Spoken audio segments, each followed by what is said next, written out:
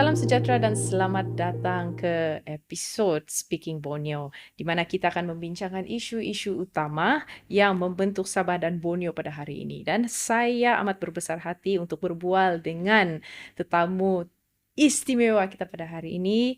Tidak lain dan tidak bukan Datuk Seri Panglima Dr. Jeffrey Kitingan, Timbalan Ketua Menteri Sabah dan juga Menteri Pertanian, Perikanan dan Industri Makanan, juga Presiden Patista.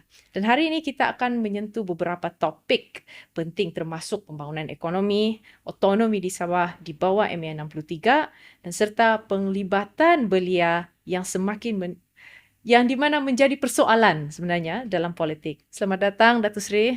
Terima kasih bersama-sama dengan tim Speaking Borneo pada hari ini. Terima kasih, Joan. Happy to be here. I'm happy to see you again, sir. Right, let's just get into it. Yeah.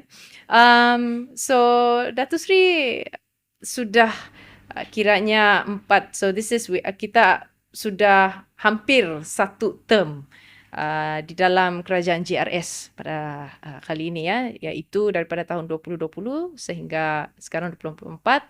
So mungkin tahun depan atau bila-bila masa lagi pilihan raya akan DUN akan dibubarkan, right?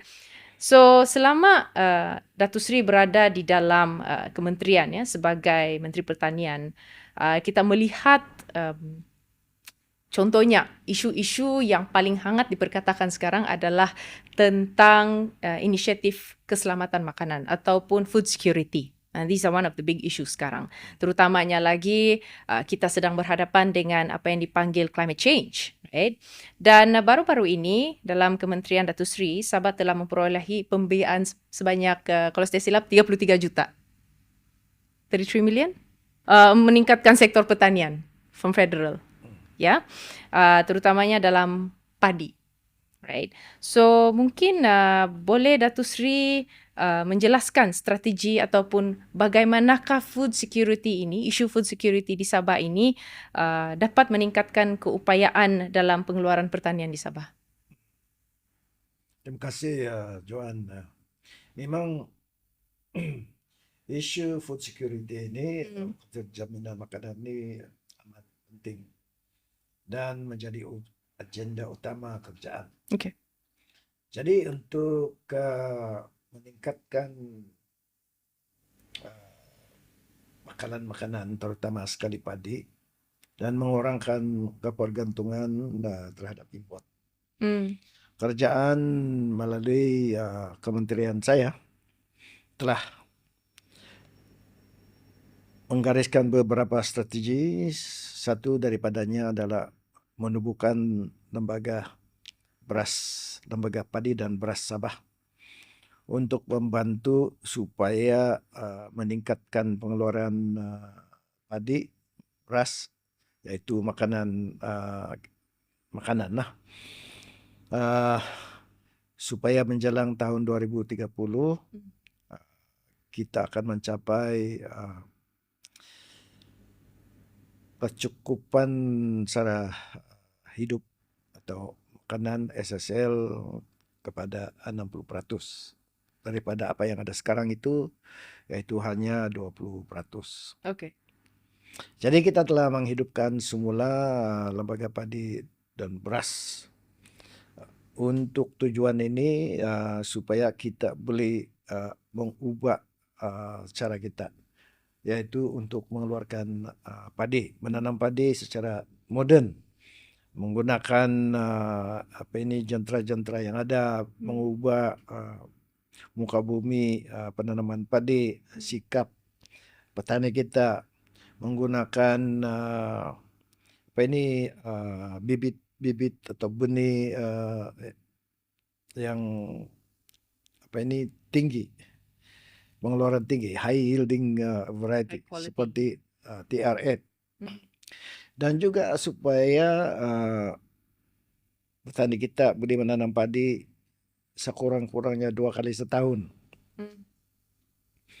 Di samping itu juga kerajaan ingin menambahkan kawasan penanaman padi dengan melibatkan GLC di dalam penanaman padi dan makanan. dan juga untuk menggunakan teknologi baru lah.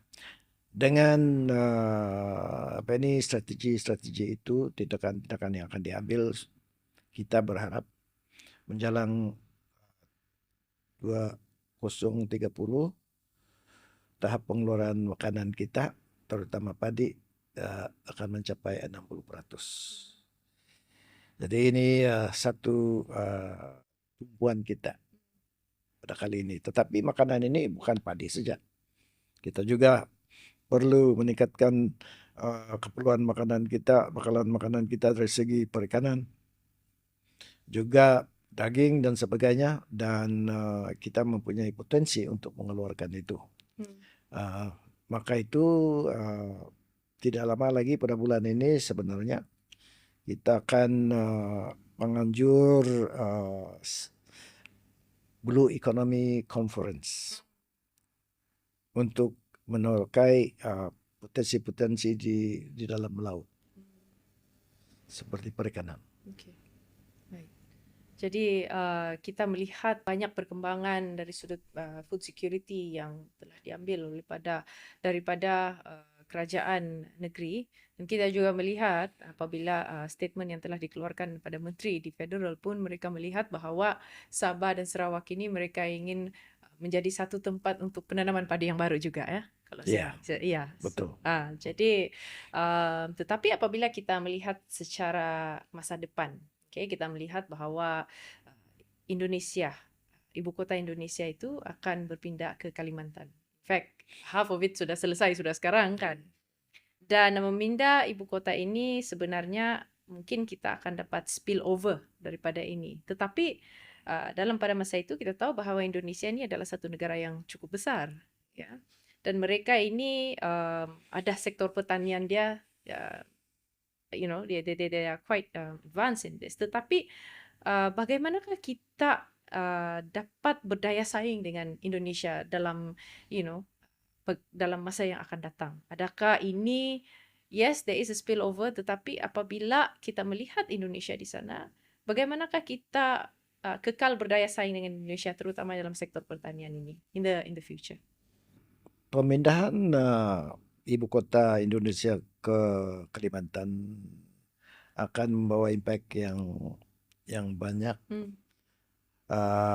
tetapi juga kebanyakannya positif lah terhadap ekonomi kita di Sabah. Ini disebabkan kita akan mempunyai lebih banyak interaksi di antara kita, dan juga kita akan membuka peluang-peluang perniagaan, trading di antara kita. Dan sudah tentunya masing-masing ada kelebihan dan masing-masing ada kekurangan. Sebab itu untuk kita move forward dengan kehadiran ibu kota Indonesia di Kalimantan, kita tidak dapat bersaing dari segi size dan quantity, sebab mereka lebih besar.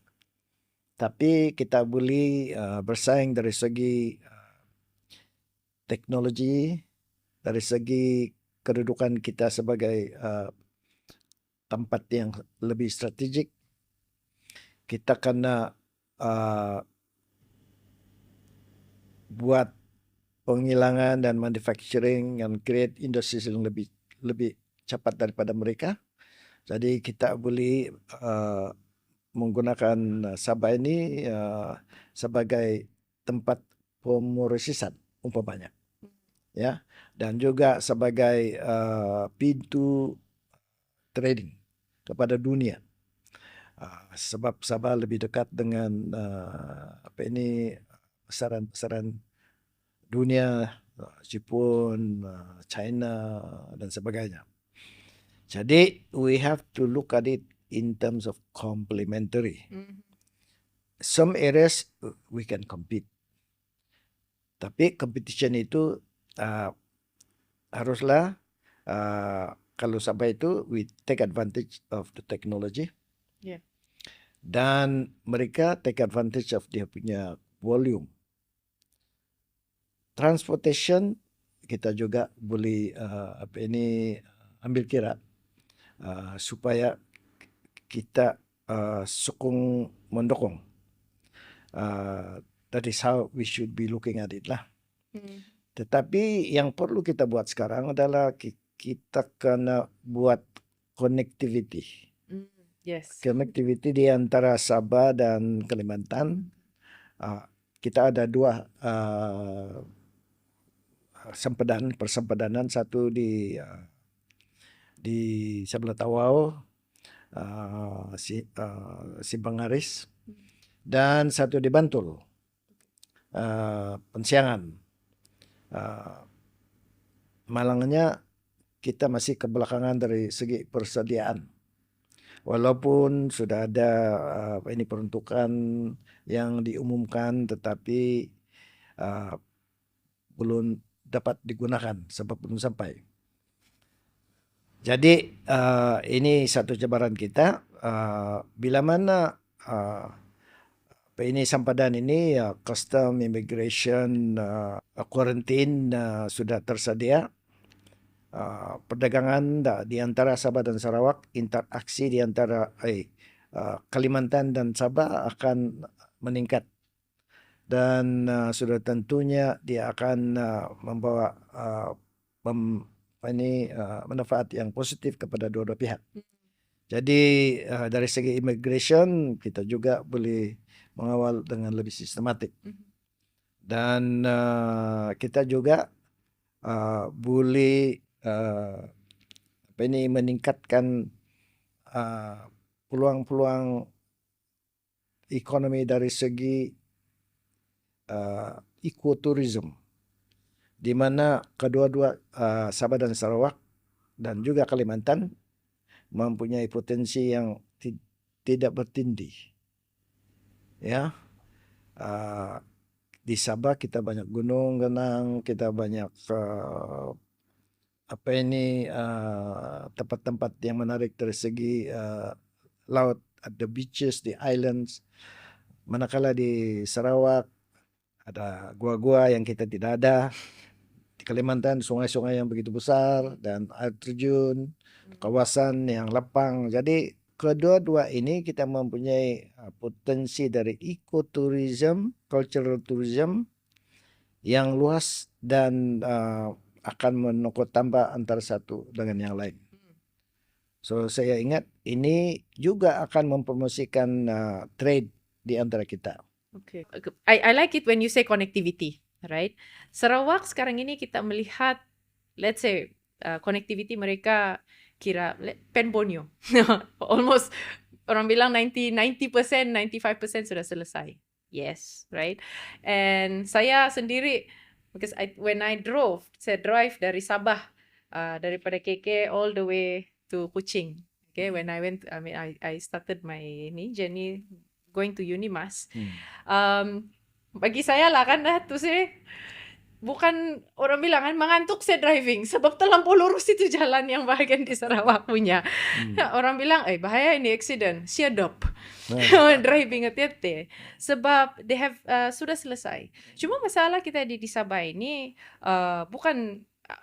bukan tiada peruntukan yang turun kan, cuma pelaksanaan itu lambat. So bagi saya dan juga pada mereka yang di luar sana, we can see so much of potential untuk Sabah daripada sudut pandang ini. Tetapi connectivity kita di Sabah ini, Datuk Seri, sangat-sangat lambat. Alright, so how do you see this? Macam mana kita mau be on par dengan kedua-dua macam daripada Kalimantan, Kalimantan dengan Sarawak. Kalau Sabah, as you mentioned just now, kita ada kelambatan sedikit. Ya, ini memang betul dan kerajaan sekarang sedang mengatasi masalah ini. Dan baru-baru ini pelantikan kontraktor telah pun mulai diberi dan saya percaya yang lain itu sudah pun mulai melaksanakan. Dan kita harap ini di Sabah ini akan dapat dilaksanakan dalam masa terdekat ini. Masalah dia adalah perubahan kontraktor di tengah jalan. Jadi ini menjadi satu halangan kita. Juga pelantikan kontraktor ini juga lambat. So dia punya Sekarang kontraktor ini sudah dilantik dan saya percaya mereka akan kejar dan ini menjadi satu cabaran kita supaya kita tidak ketinggalan. Sebab kalau kita cepat, kita dapat peluang. Seperti mana yang kita lihat di Sarawak lah. Ya. Kita ini kan orang bilang mesti mau macam Sarawak, mesti mau macam Sarawak, kan? But the reality is we cannot be like Sarawak. Ya, sebab kita mempunyai kadang-kadang berlainan kita punya cabaran, berlainan kita punya masalah. So we can learn from Sarawak, I am sure.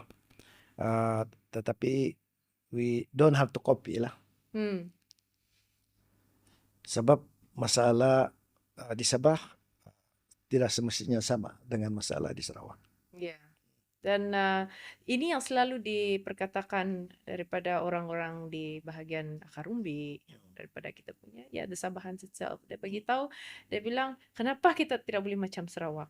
Dan saya agree, saya setuju dengan Datuk Sri, sebab kita ini, keadaan kita, of course, it all goes back to history lah. Kalau kita mau cakap cerita pasal history itu, memang panjang, tidak habis kita punya cerita ini hari. Tetapi this brings me to the next question, di mana actually antara masalah yang kita ada di Sabah ini adalah the political controversies that we have, dan sentiasa ada penjajaran semula di dalam politik kita di sini, right? Jadi Datuk Sri, saya mau bawa kita ke perbincangan seterusnya, dan saya rasa ini adalah salah satu hot topic yang diperbincangkan di Sabah, berkaitan dengan hubungan persekutuan negeri dan juga persekutuan negeri dan juga tentang MA63 ini.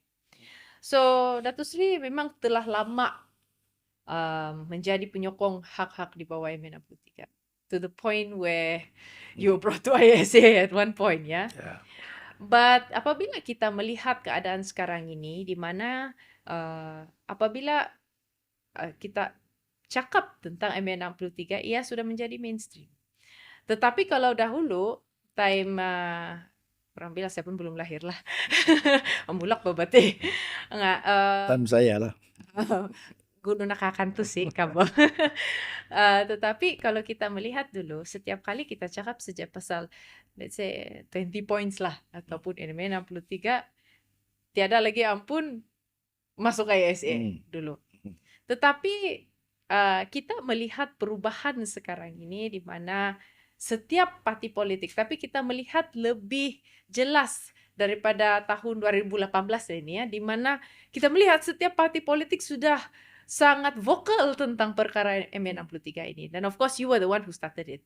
And with me right now, ada buku yang telah ditulis oleh Datuk Sri sendiri, Justice for Sabah. And you written this in tahun 2006. And kiranya you are the person who has been very vocal and pioneer dan sangat konsisten dengan perkara ini. Jadi bagaimana pandangan Datuk Sri terhadap perlunya Sabah mengambil pendirian dalam masa ini? Namun bagaimanapun, we have seen notable progress under the Madani government. Okay, like for example, di Sarawak, they have got their Bintulu Port. Di Sabah, our energy, right, SESB, and there are many other things. And of course, ada banyak lagi perkara yang sedang diambil bukan kita memperjuangkan begini ya, tapi kita mau hak kita balik begini, sebab it is there, Betul. by right it is there. Tetapi sekarang ini Datuk Sri sentiasa mengatakan bahwa there needs to be more assertiveness from Sabah. But then bagi saya pun, saya melihat ini maybe keadaan kita a bit berbeza dengan Sarawak seperti yang kita Datuk Sri mention tadi dan I mention. I mean, we can look at it perhaps in a pragmatic way juga bagaimana kita berurusan dengan federal government. So maybe you can give your comments on this progress kita setakat ini. Ya, perjalanan memperjuangkan hak Sabah ini memang panjang dan walaupun panjang, progres itu memang ada. Dan ini disebabkan keadaan politik, the political configuration di Malaysia ini sudah berubah, di mana kerajaan pusat sudah kehilangan total dominance, political dominance dalam sebuah parti. Kalau dibandingkan dengan dulu, ada sudah parti-parti baru timbul, mereka bersaing di antara satu, dan keadaan politik sudah memihak kepada Borneo, di mana negeri-negeri Borneo, Sabah dan Sarawak dalam masa yang baru-baru ini, dalam selepas 2018 telah menjadi kuasa penentu kerajaan pusat. Dan bila ini berlaku, kita suara kita telah mulai didengar, dan perjuangan kita untuk menuntut hak-hak kita mula diambil kira dengan kedudukan politik yang baru ini, di mana Sabah Sarawak mempunyai, boleh dikatakan, leverage lah.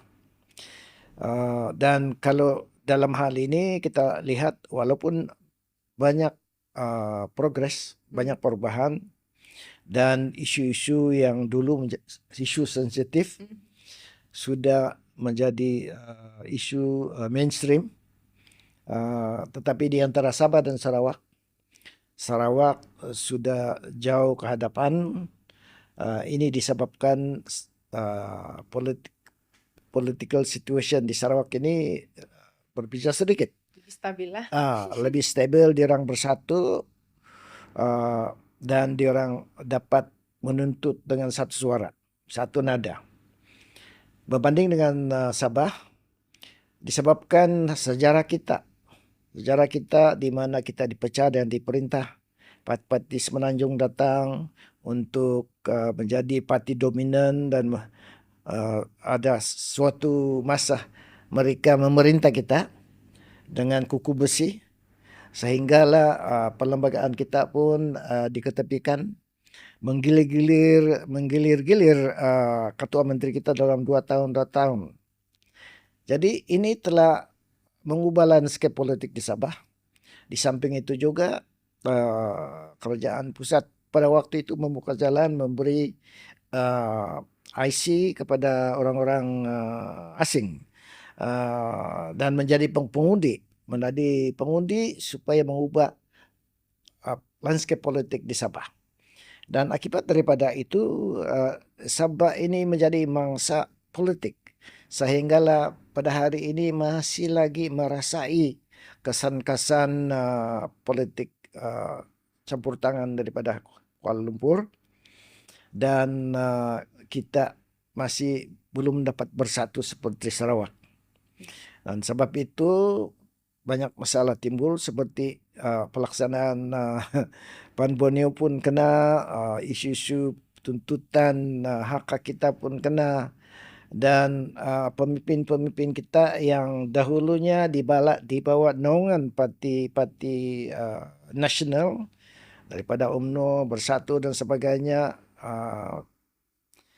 masih lagi mungkin terkesan dari segi pemikiran dan pandangan mereka. Dan oleh sebab itu kadang-kadang membuat keputusan melangkah ke hadapan masih lagi mungkin tidak berani lah, seperti di Sarawak. Dan baru mulai melepaskan pengaruh-pengaruh parti-parti nasional dari dulu, dan mulai starting to emerge to form their own leadership character. So the influence is still there, dan this affects the character of political leadership, dan masih very very cautious, dan I don't blame them because the pengaruh masih di sana. But one day kita harap mereka akan keluar daripada kongkongan ini, dan di Sabah kita boleh bersatu seperti Sarawak.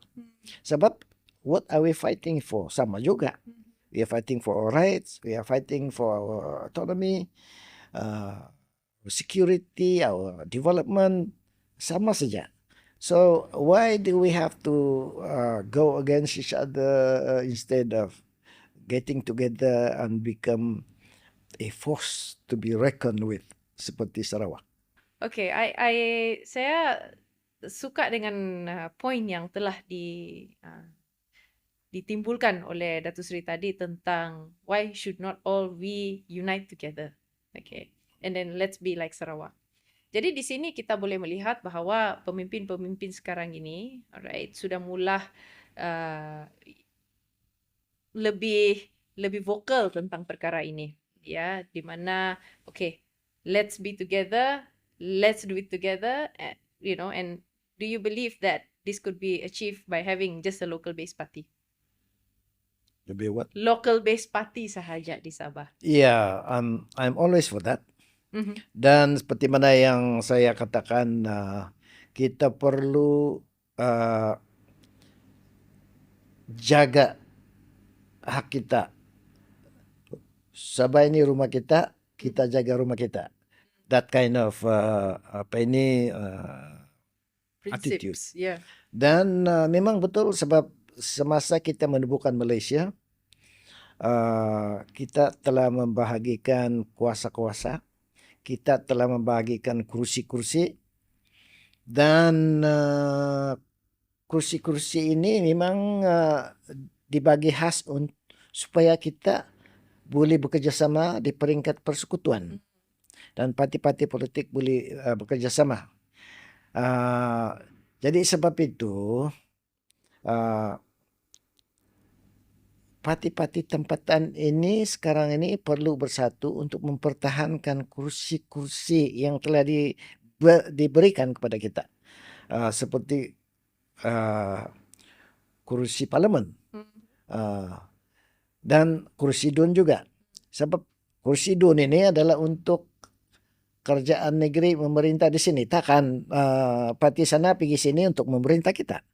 Okay. So what is the meaning of Malaysia kalau itulah yang akan berlaku sekarang? Jadi macam mana kita boleh bekerja sama? Sedangkan you come here, you take our power, you bekerja di sini macam menjajah juga itu.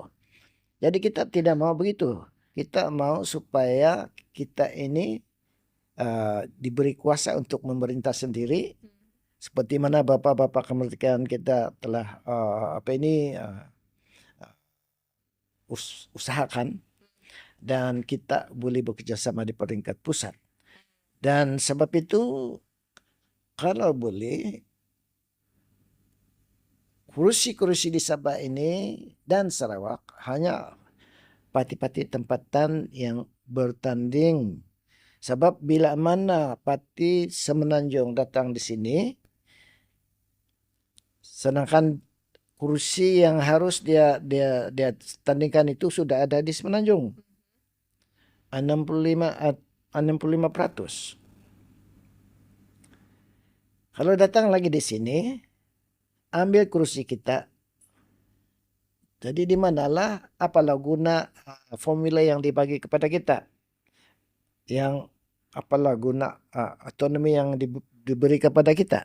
Macam mana kita boleh mempertahankan kuasa kita bila mana kursi kita, walaupun orang kita yang bertanding di sini, tapi dia kena patuh dengan dasar dan prinsip parti mereka. Dan mereka kena patuh bila mana buat keputusan di parlimen dengan parti. Jadi ini maksudnya bila mana mereka ambil kursi kita, kita menyerahkan kuasa kita, mereka mengambilkan kuasa kuasa kita juga.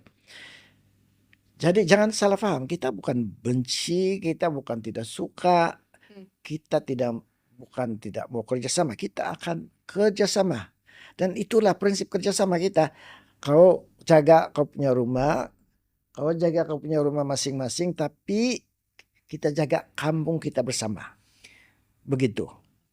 Memang this is what we want lah. That's the apex of what we are expecting Exactly. as Sabahans. Right?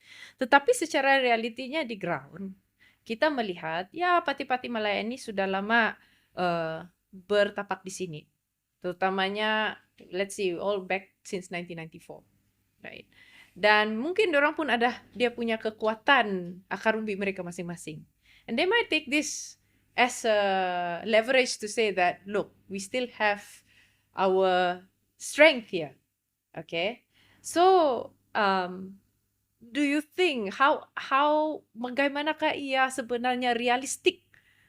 Secara teori memang sedap didengar, tapi realistiknya Datuk Sri, kita melihat pengundi-pengundi di Sabah ini, if for lack for a better word, I would say that they have a very pragmatic mindset. They are very pragmatic, okay, di mana of course masalah kita di Sabah ini always comes back to bread and butter issues. Okay, ini memang masalah dia. Tetapi dalam masa yang sama dia ada satu mindset, ya, they're very pragmatic. Siapa isaina perintah irina mantap kok. Kalau kita turun di kampung batim, jadi mati terang uno, mani perintah kah. Okay. Tetapi dalam masa yang sama, there's also a part where we, the Sabahans pun mau juga to have local based party punya kerajaan. Now, realistically speaking, do you think this will happen, or will this change in the next near future, or will it take time? And how long do you think this will take? Actually, ini boleh menjadi sekiranya kita bersetuju.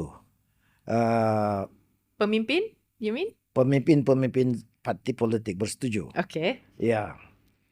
Dalam masa yang sama, untuk kita tidak memberi gambaran yang kita ini anti,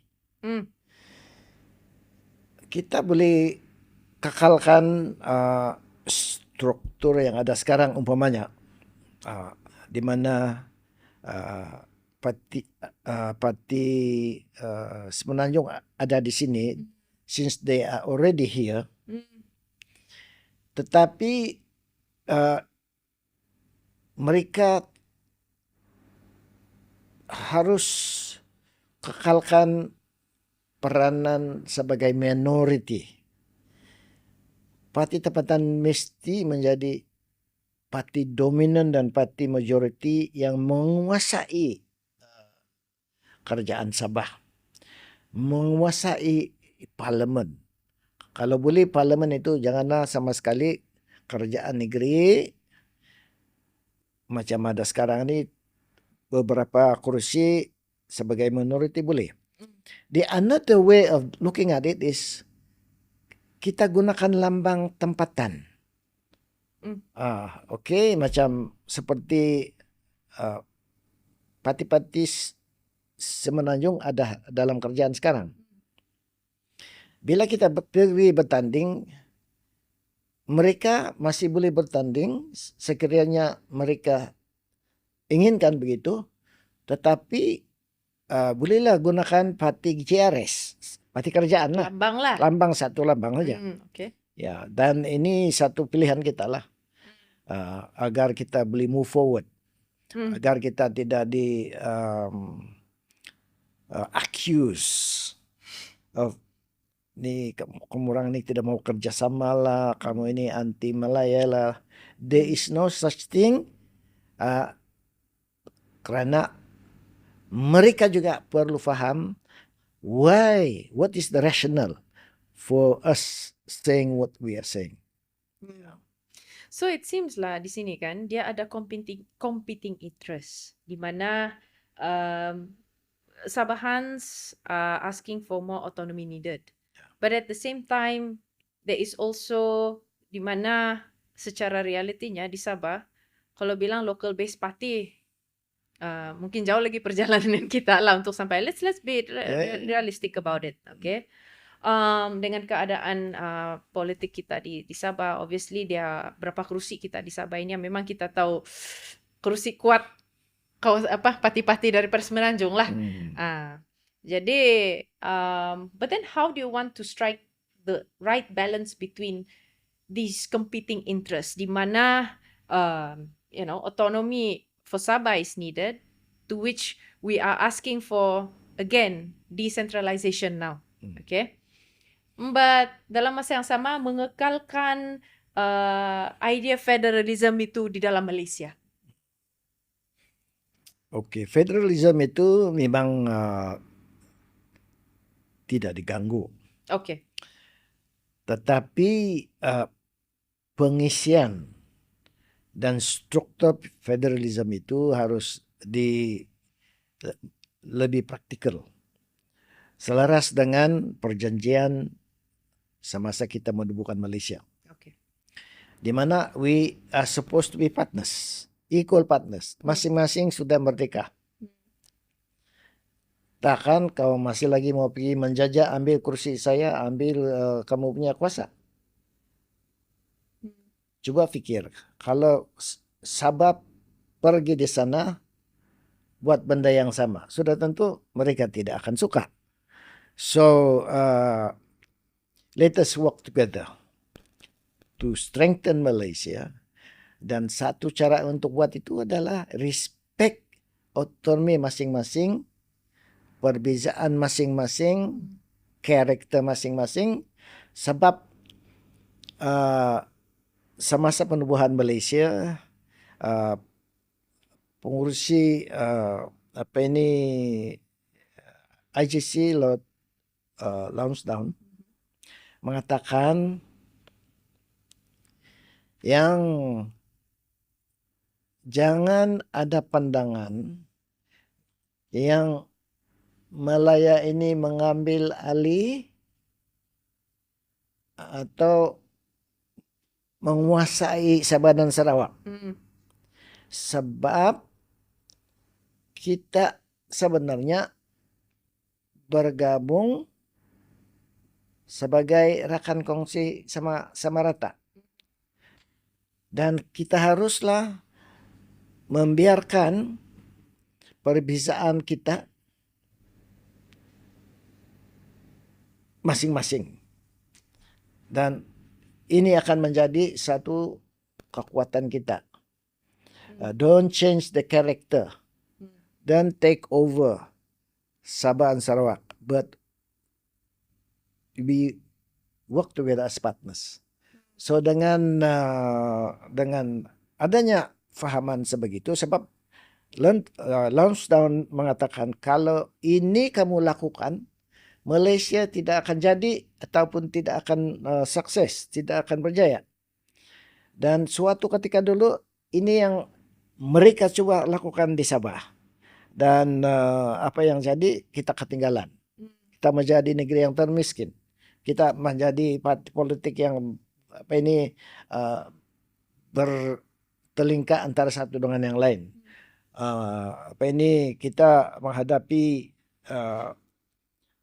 masalah kerja asing, pendatang tanpa izin yang begitu ramai sekali, sehinggalah sekarang kita baru-baru ini kita diceroboh. 2013 kita diceroboh dan mereka coba mengambil alih Sabah. Jadi ini semuanya berlaku karena apa yang saya cakapkan tadi, asas penubuhan Malaysia tidak dihormati oleh pemimpin-pemimpin Kuala Lumpur suatu ketika dulu. Saya mempunyai satu harapan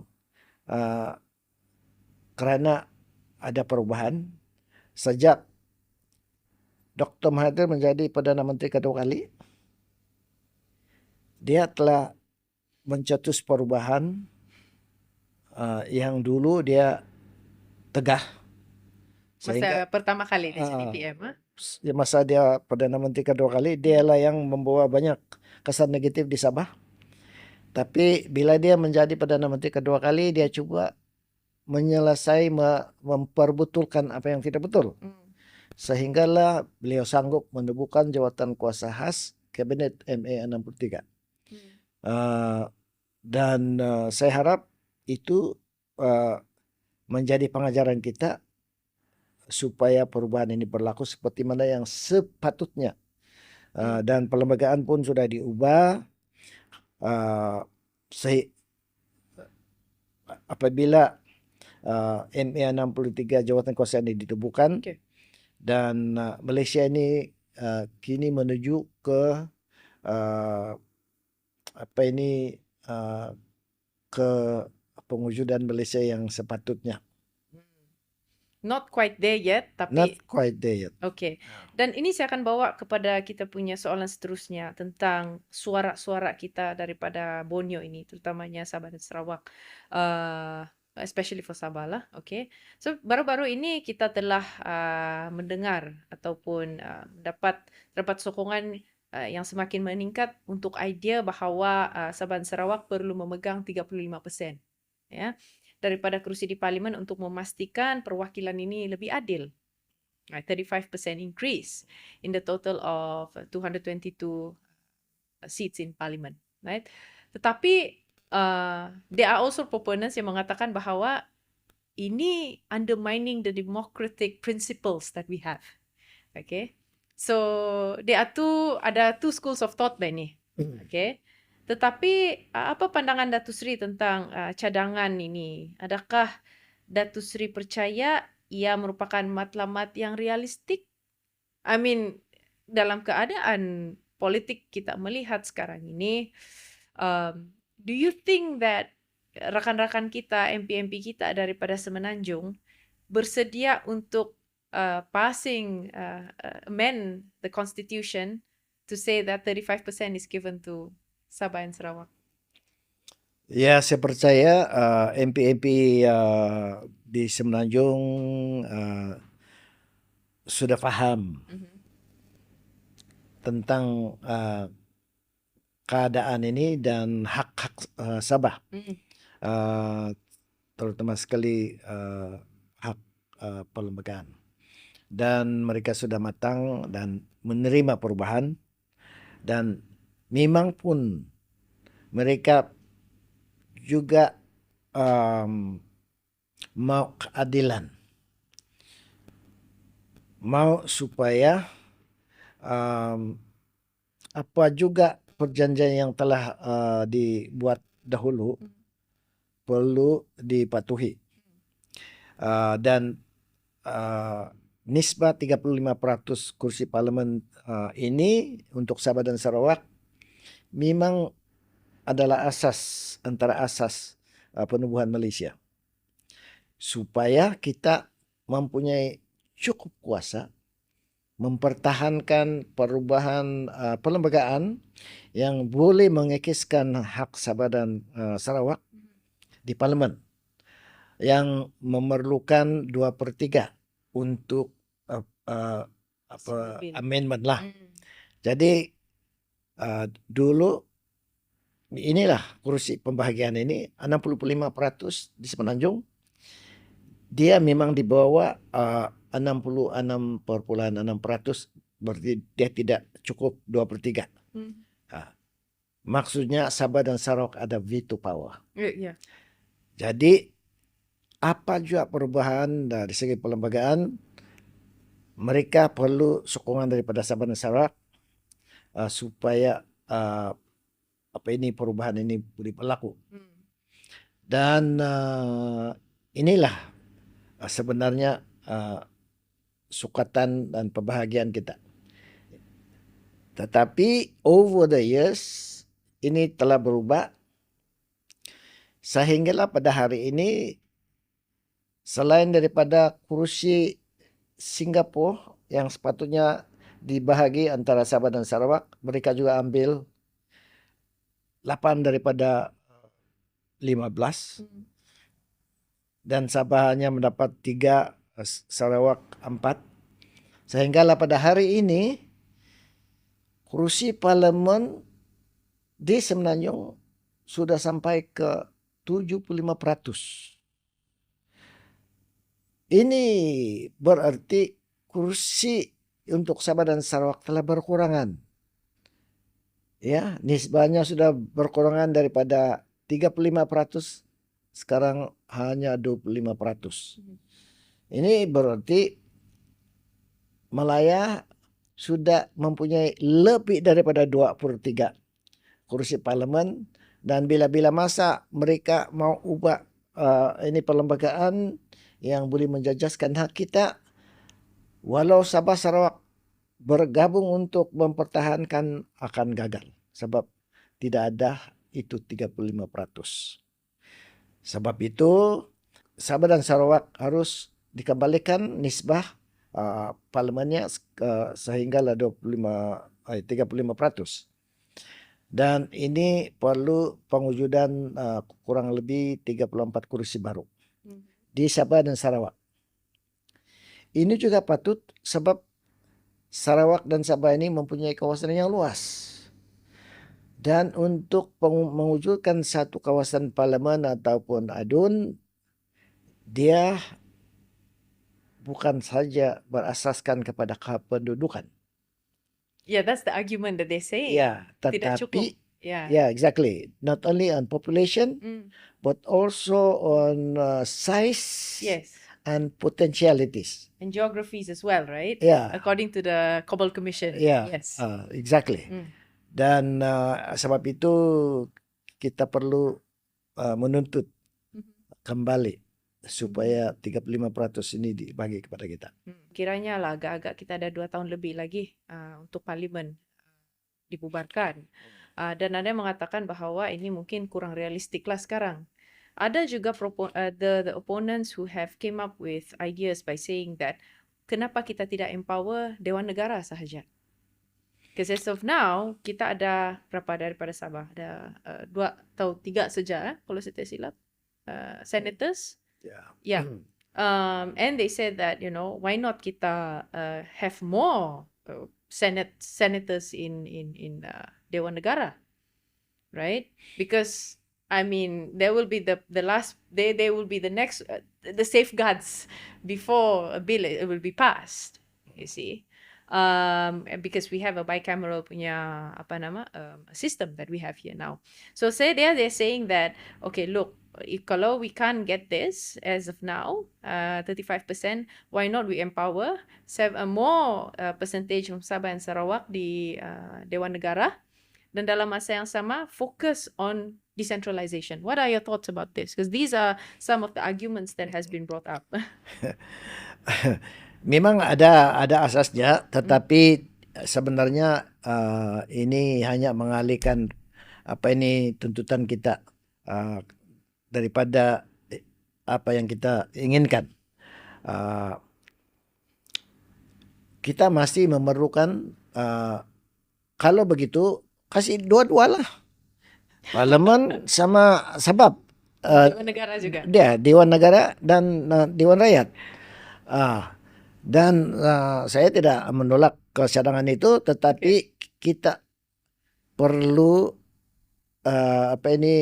menuntut 35% juga di parlemen. Jadi biarlah dua-dua.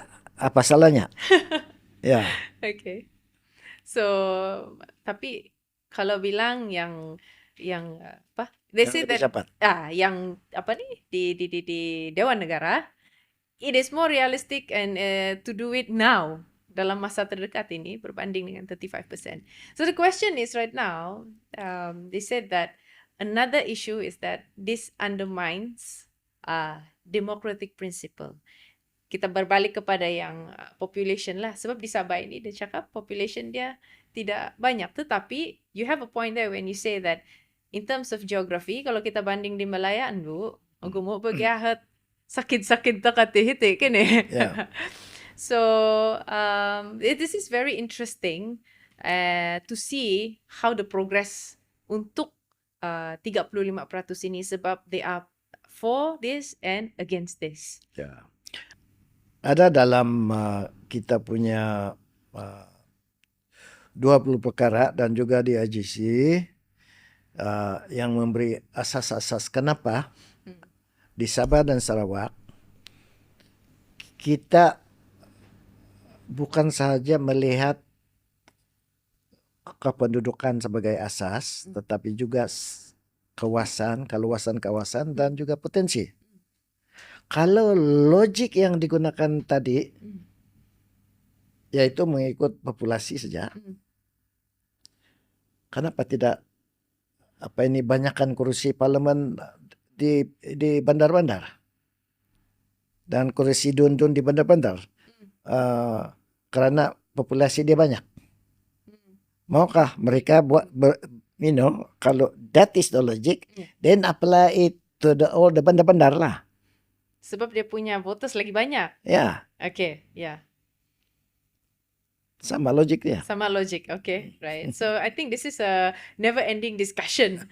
Tapi to the point where I think it's up to the federal government and obviously suara-suara daripada pemimpin-pemimpin daripada Sabah dan Sarawak. In fact, we've seen Abang Johari has been very vocal about this as well, because he said, we need to get 35% or our rights will be eroded. And like what happened in 1994, our judicial punya appointment was amended in 1994. Yes, one may say that, look, at that point, kita punya MP sendiri juga yang voted for it. But I think things have changed right now because lebih ramai lagi orang MP-MP kita, pemimpin-pemimpin kita dan anak-anak muda yang sekarang ini sudah mula memahami tentang MA 63, and thanks to you, Datuk Sri, every single party now is talking about MA 63. Yes. So what masuk ISA lah. That must be a very tough, very tough. And you have a documentary coming out of that, right? Yes. I want to ask you this is a very controversial question. All right, to which I also have brought up this question with you, maybe on statements on newspaper many years ago, right? Dimana it's quite a personal thing, where people are always saying that you're always moving from one party to another. Okay, and they have critics by saying that you were going against Tan Sri Hungguan also in 2018, kan? And bagaimana Kak Datuk Sri memberikan respon tentang perkara ini, dan adakah tindakan ini menjejaskan kestabilan politik atau kepercayaan awam? I mean, what is your response to this? Well, understandable lah dulu, because anything when people move from party to party, it becomes controversial lah. Of course, this is prior the anti-hopping law lah. Yeah. In my case, remember, I didn't have a political party. I was just a pejuang. I was not even a politician when I said. You and Yayasan Sabah. Yeah. Yeah. and I was the focus of the federal government to try and dismantle this troublemaker. I was a troublemaker. That was my image lah. So and when I came out from detention, I was forced into politics. You're forced into politics. Saya tidak mau masuk politik, saya Okay. memang mau jadi corporate man. Okay. But when I come back, rakyat melihat bahwa dia orang mau saya sebagai pemimpin, wakil rakyat. Jadi bila saya diangkat sebagai calon, terpaksalah saya menerima lah. So then oleh sebab saya melihat banyak ketidakadilan dan itu ketidakadilan itu menjadi perjuangan saya. Bila saya menuntut, kalau parti itu tidak tidak bersungguh-sungguh menuntut, saya akan cari jalan lain. Jadi begitulah bila saya pindah dari satu parti ke satu parti, saya ramai orang ikut. Ya, jadi bila ramai orang ikut, pemimpin yang sedia ada takut kehadiran saya dalam parti. Dan mereka mulai memasang penting-penting supaya saya tidak menjadi pemimpin di sana. Saya akan buang kalau PBRS saya akan buang. Saya tidak saya digantung supaya saya tidak boleh bertanding. Yang mula-mula itu banyak orang tidak tahu. Dari PBS pergi akar. Itu I was there. My mom was there too. Sebenarnya itu adalah Yes. Atas perbincangan saya dan Presiden PBS sendiri. Sebab bila ada krisis pada tahun 94, masing-masing tubuh parti, saya disuruh juga tubuh parti, tapi memang bila Kolon pun nampak Dr. Jeffrey, dia orang memang akan tidak lulus parti. ROS tidak lulus lah. Ya.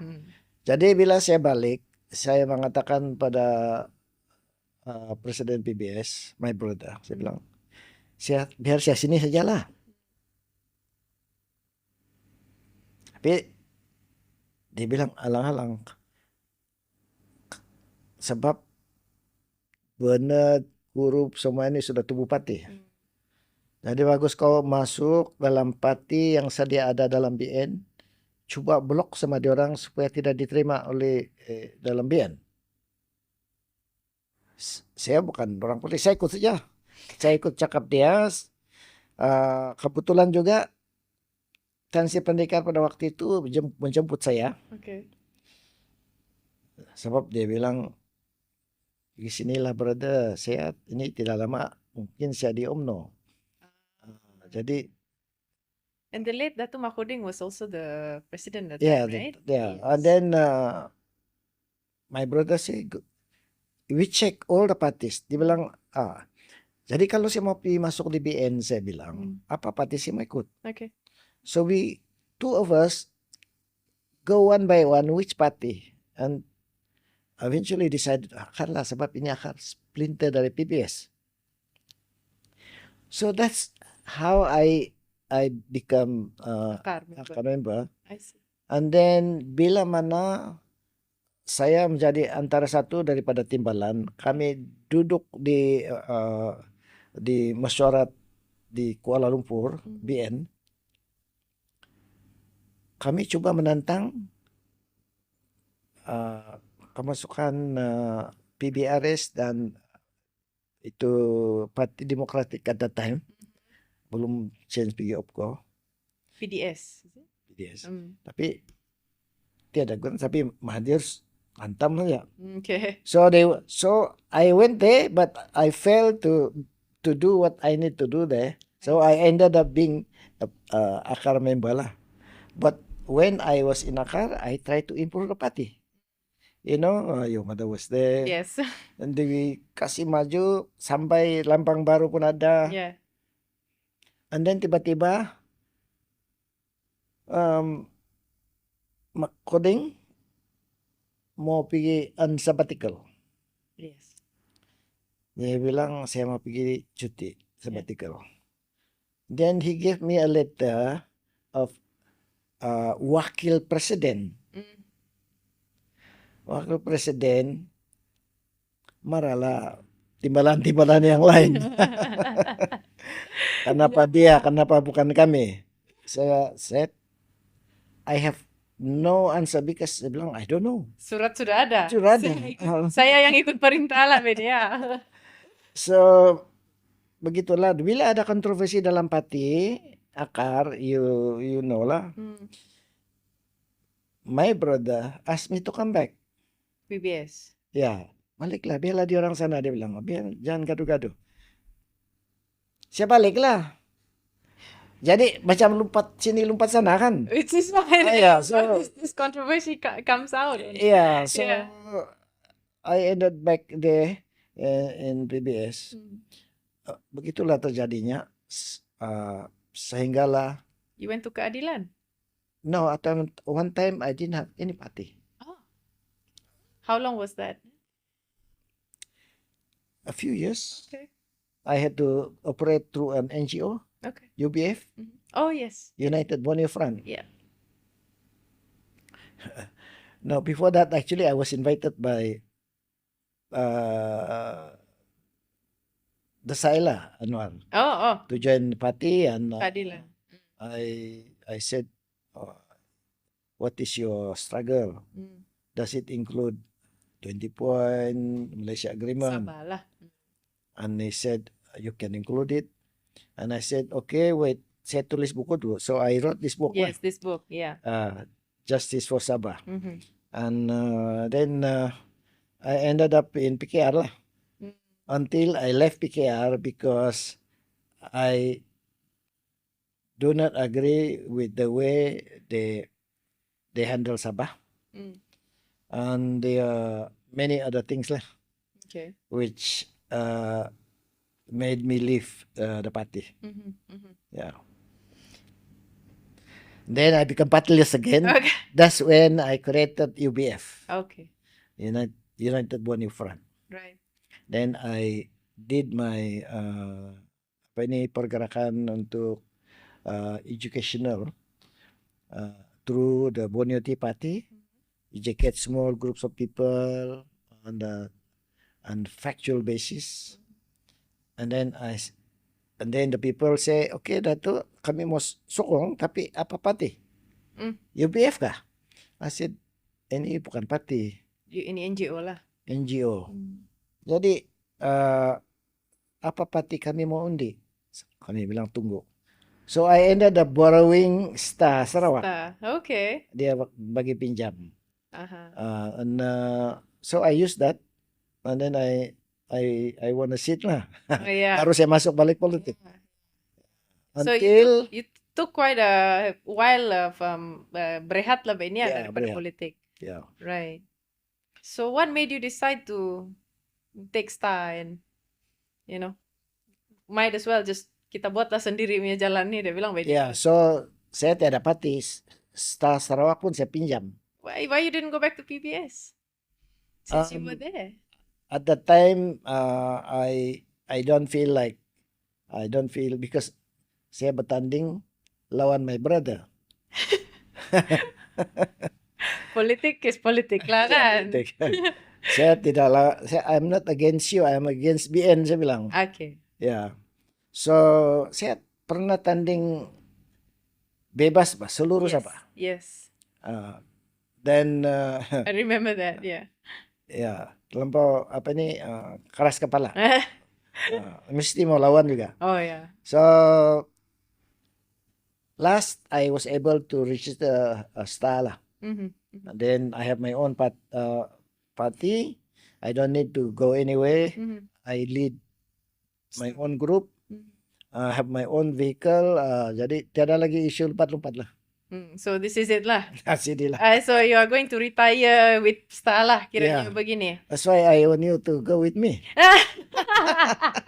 that is another conversation that we're gonna have. Dr. Sri, do you have any question for us? She doesn't have a party. Would you like to talk about that? Yeah. Which I want to ask you also. Can I ask you a question? Yes, sir. You have big potential in politics. You have many followers, and you believe in the perjuangan of Sabah. Yeah. So, Mhm. I have the vehicle. You have to be. Your mother was with me, so you have to be with me. No, as for me, Datu Sri, I've actually now the question is pointed and kena pantul sama saya. No, as for me, Datu Sri, to be fair, if you realize the first party that I've joined, or in fact, yeah, the first party that I joined, pretty much was a local-based party. So in terms of kita punya perjuangan untuk Sabah ini, we are on the same we are the same same page. Tetapi pada masa itu bagi saya saya sebenarnya ialah sudah melihat Datuk Sri ni dari saya begini lagi ini. I still remember when I went to HQ Akar at that time. Yeah, I was like 5 years old. 5 years old.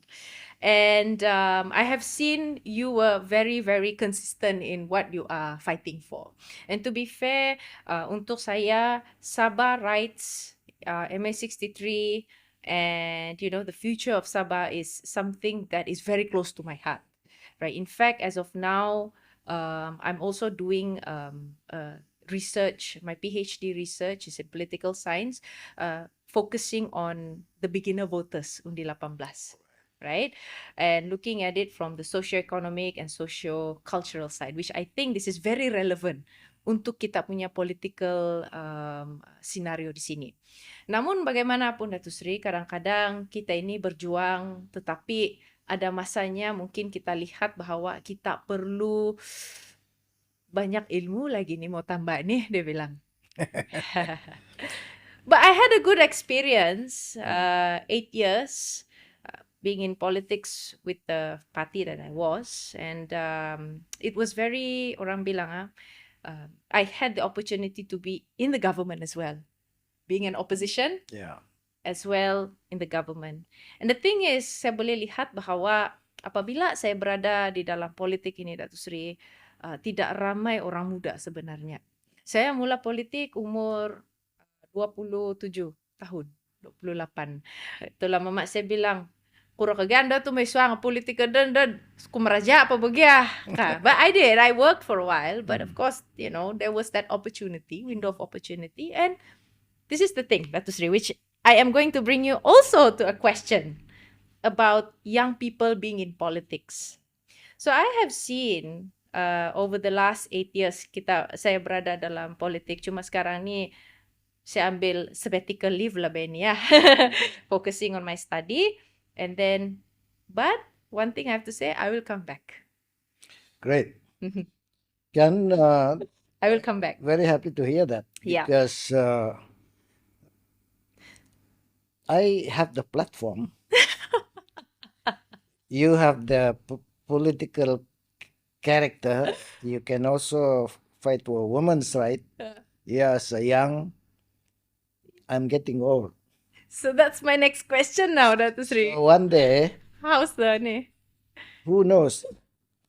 I want a woman to lead Star. Right up to Women have all the capabilities to do that. So, but how do you see the future of Star, especially in the young people? Because sekarang ini kita melihat 60%, almost 60% kita punya pengundi di Sabah. In fact, in the next state election will be between 18 to 40 years old. Right? That's more than half. Yes. Okay. And I'm sorry to say this, but I think I just have to hit this question. Banyak bilang kan irim-iri dia bilang. But I mean kita tidak, we need a good blend of a DNA between those who have been in the field for so long, but also kita ni perlu muka baru juga bah. Betul. Okay. Because isu yang lama, isu-isu kita yang dahulu mungkin tidak terpakai sudah sekarang. Okay. Dan mungkin anak-anak muda ini mempunyai lagi isu dia lain. Contoh lah macam tentang green economy or blue economy. Yes, but this is new. This is a new, orang bilang, trend that is happening. Okay. Tetapi we are not seeing enough young people and also women in politics. In fact, I just came back from a talk just now and they're saying that there are only 8.9% of women in DUN and 12% of Sabah MPs in parliament. Okay, kira macam we are not tidak cukup lah betul. It's underrepresentation. Memang tidak cukup. Tidak cukup. That's why I want you. Okay, tapi masalahnya sekarang, Sri, ada yang mengatakan bahawa bukan wanita. Okay, salah satunya orang cakap anak muda dan wanita ini tidak diberikan peluang. Tetapi bagi saya peluang itu ada, tetapi orang muda ini dan juga wanita ini macam, I have to say this straight lah, dia jadi tanda soal. Dia boleh ke ini? Because one of the things that I've got, dia bilang kan, mula ke pelbagai anda, dia bilang. Okay, that is some voters are like that. Some voters are like that. But kalau kita melihat di dalam social media, we need new young voters to be in politics. That's why. I mean, how do you want to respond to this? Because there is two different, macam berlawan bah dia punya. Dichotomy. Yes, dichotomy. That's the word. But I mean, I understand and I appreciate those comment and feedback. That is the reason why Parliament changed the law to open up to the 18-year-olds to participate, also to be able to mengundi awal. Jadi kita fokus kepada young people dan also women. Kalau Patista, that's why kita punya constitution membuka jalan. Okay. Kepada wiramaja. Dan okay. Teenagers. Dari teenagers lagi. Dia umur berapa itu? Itu 16. Oh, okay. 15 begitu. We open up already. We can join our movement. Okay. And learn, and then you go to the next level, which is the Wira Muda. Okay. Wira Muda. Jadi this is the way kita open up. Dan sekarang kita punya pemuda, ketua pemuda, Wira Muda Star is only 25-year-old. Okay. Yeah, so we are moving towards pemeremajaan.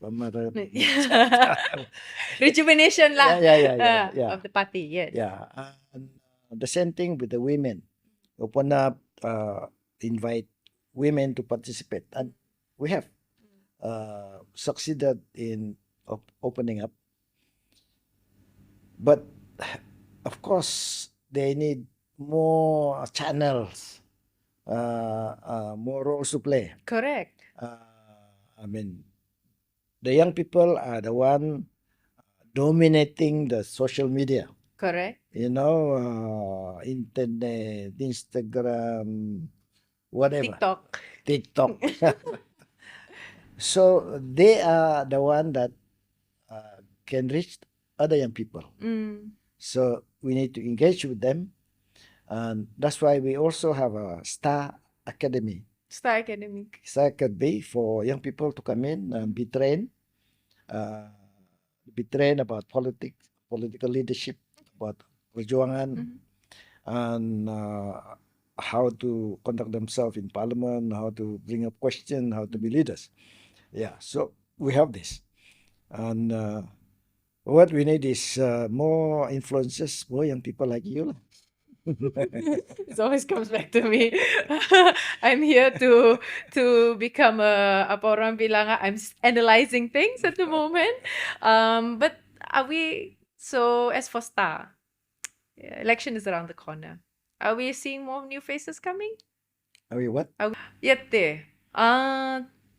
Election PRN tidak lama lagi. Okay. Jadi Datuk Sri cakap tadi proses peremajaan STAR ini cukup drastik lah sekarang dengan banyak platform-platform baru yang telah ditubuhkan di dalam STAR. Jadi persoalan saya di sini, adakah kita akan melihat rupa-rupa baru? Yes. Okay, promising. Kita akan melihat muka baru.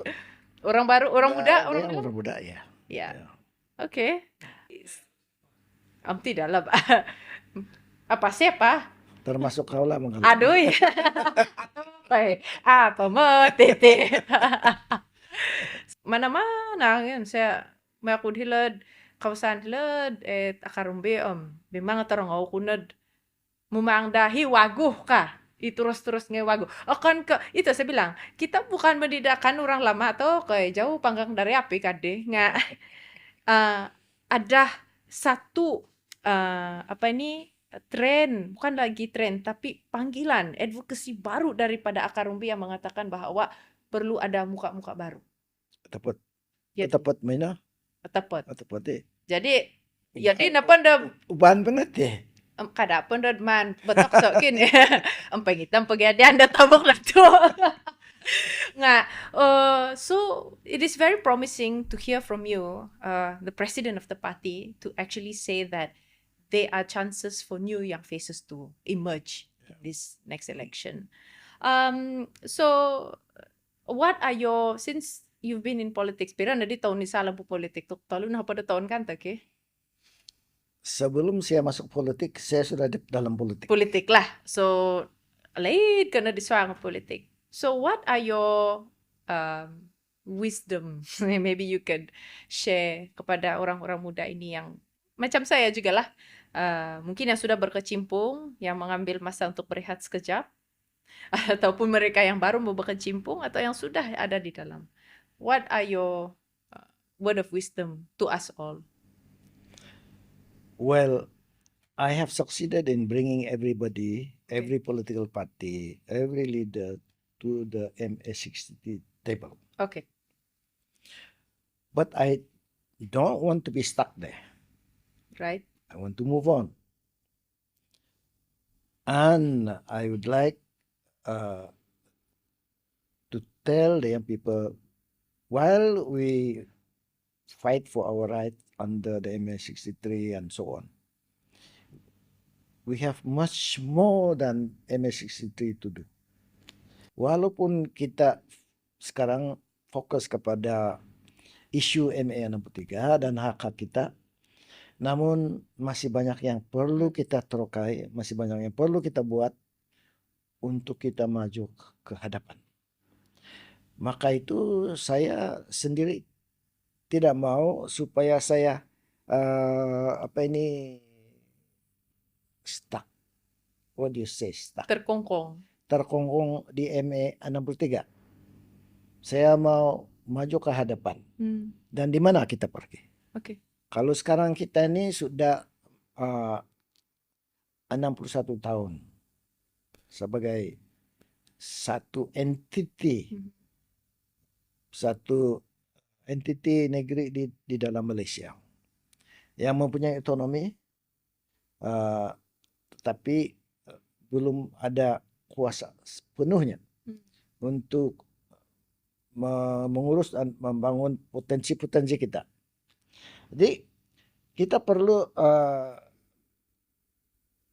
melihat masa depan kita sebagai satu entiti yang mempunyai kuasa yang penuh sebagai satu negara yang mempunyai kuasa dari segi keuangan untuk membangunkan negeri kita, memajukan potensi-potensi kita.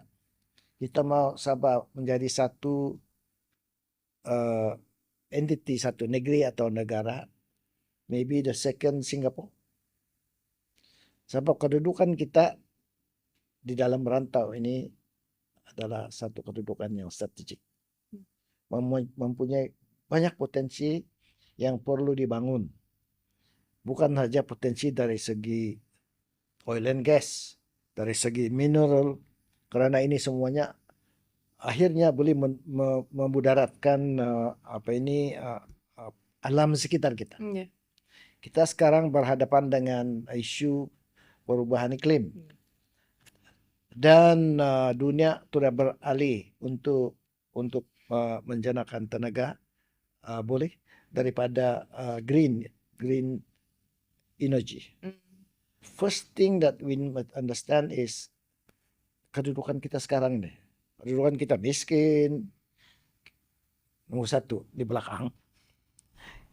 Kita pendapatan per capita income kita hanyalah separuh daripada national income.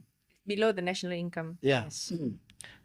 Dan ini berarti we need to increase kita punya GDP.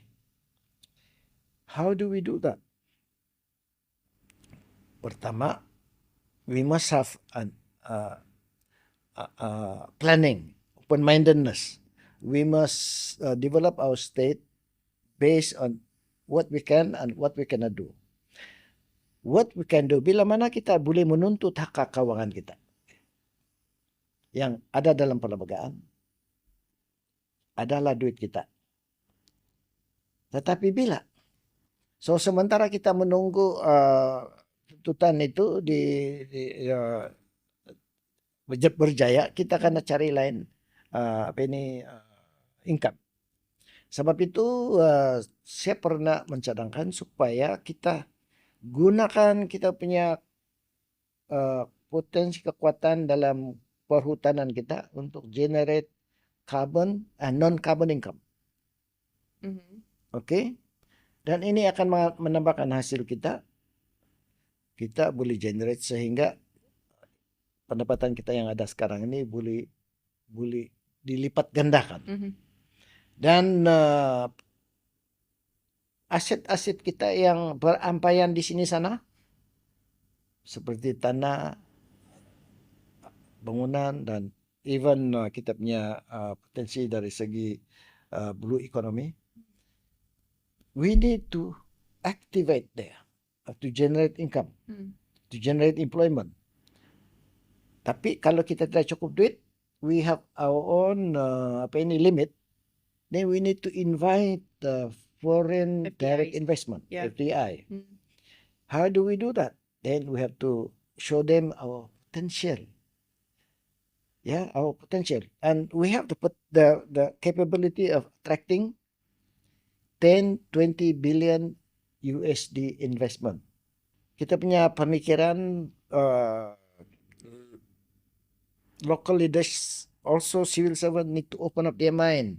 Yang we can do something beyond what you understand. Sebab dulu saya pernah menarik investment tapi tidak jadi sebab dia orang bilang, betulkah? Mana ada begini punya banyak. They have that mental blockage that it is not possible. But in myself, I tell them it is possible. We can attract. Kerajaan sekarang we managed to get 11.3 billion of investment. Kalau ada 17 billion, berlipat ganda. Okay, so then we must create sovereign wealth fund. Like Sarawak is doing it. Yeah. Yes, so that we can create more income. Janganlah kalau ada duit kita spend semua. We need to create wealth for our people. Sekarang we are in an open society with technological development. We have AI. We can create income for the people. All the poor people. Digital income. and they can be out of poverty. We cannot depend solely on Oil and gas. conventional way of solving problems. That mau ada kerja dulu baru dapat. Minta peruntukan. Tetap bukan begitu. We cannot. We have to use other new means of developing our potential. Even kita punya potential, kita punya mineral. We have a lot of gold. We still have a lot of oil. But we cannot start digging our minerals. Technology is so advanced now. They can look at the gold there, assess berapa, nih keluar certificate. And then that certificate can be moved, can be invested without digging and damaging the environment. Yeah. So then we have to look at all these pointers. I'm excited when I talk about the future. Melayu. Allah. Betul. Okay. Saya memang banyak yang saya tidak mempunyai banyak masa sebelum saya mati. Jadi banyak yang saya kira mau buat. Kalau ada peluang untuk memajukan negeri kita, potensi kita, dan menyelesaikan masalah-masalah yang ada. Jadi kiranya potensial itu memang banyak, dan ini adalah satu, apa orang bilang, orang muda ini will be the torch bearer untuk apa yang perlu dibuat untuk Sabah, what we want to see. As I always say this, what we want to see Sabah 50 years, 100 years to come. Kan? So anyways, Datuk Seri, terima kasih atas masa dan pandangan yang telah dikongsikan bersama kami di Speaking Borneo. Dan terima kasih banyak Datuk Seri kerana sudi untuk meluangkan masa bersama-sama dengan kami walaupun dengan keadaan masa yang begitu tight sekali ya dalam bukan saja sebagai menteri tetapi juga dalam pekerjaan yang lain terutama dalam politik ini. Jadi terima kasih kerana kepada pendengar, terima kasih kerana sudi bersama kami pada episod hari ini dan terus kekalkan berinformasi dan terlibat, dan kami akan bertemu lagi di episod akan datang. Terima kasih Datuk Seri. Terima kasih, dan kalau ada silap kata mohon maaf. Sama juga. Terima kasih.